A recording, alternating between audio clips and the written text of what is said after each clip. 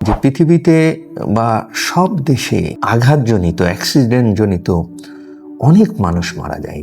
তার প্রধান মারা যাওয়ার কারণ হচ্ছে বুকের আঘাত। তো বুকের আঘাতের জন্য একজন থোরাসিক সার্জনের খুব প্রয়োজন। বুকের ভিতরে বাতাস জমতে পারে, ফুসফুসের বাইরে, আবার বুকের ভিতরে পুজ জমতে পারে, পানি জমতে পারে। এগুলো কেন জমে বা এটার চিকিৎসার জন্য প্রয়োজন হয় থোরাসিক সার্জারি। আমি প্রফেসর ডক্টর মোহাম্মদ কামরুল আলম। এখন আমি নিয়মিতভাবে সমরিতা হসপিটালেই থোরাসিক সার্জারি সব রকম চিকিৎসা দেওয়ার জন্য প্র্যাকটিস করি। আসলে থোরাসিক সার্জারিটা হচ্ছে বক্ষব্যাধির যে সার্জিক্যাল পার্ট, এটাকে থোরাসিক সার্জারি বলে। আমরা যদি চিন্তা করি বুকের ভিতরে হাড় ছাড়া যা কিছু থাকে সেটার যে সার্জিক্যাল চিকিৎসা, ওটাই অ্যাকচুয়ালি থোরাসিক সার্জারি। থোরাসিক সার্জারিতে সাধারণত আমরা বুকের ভিতর কি আছে, ফুসফুস আছে, ফুসফুসের ক্যান্সারের সার্জারি করি, ক্যান্সারের রোগ নির্ণয়ে আমরা সেটা চিকিৎসা দিয়ে থাকি। এছাড়া খাদ্যনালী আছে, খাদ্যনালীর ক্যান্সার বা খাদ্যনালীর অন্যান্য যে কোনো সমস্যা হলেও আমরা এই থোরাসিক সার্জারিতে চিন্তা করি।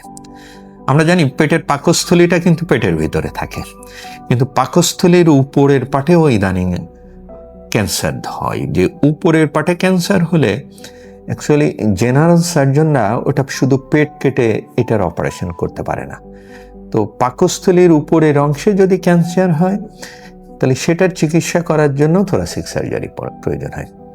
আরেকটা কথা মনে রাখতে হবে যে পৃথিবীতে বা সব দেশে আঘাতজনিত অ্যাক্সিডেন্টজনিত অনেক মানুষ মারা যায়। তার প্রধান মারা যাওয়ার কারণ হচ্ছে বুকের আঘাত। তো বুকের আঘাতের জন্য একজন থোরাসিক সার্জনের খুব প্রয়োজন। অর্থাৎ বুকের যে কোনো আঘাতের সাথে যদি বুকের আঘাত থাকে তাহলে সেটার চিকিৎসার জন্য একজন থোরাসিক সার্জনের প্রয়োজন। এছাড়া বুকের ভিতরে বাতাস জমতে পারে, ফুসফুসের বাইরে, আবার বুকের ভিতরে পুজ জমতে পারে, পানি জমতে পারে।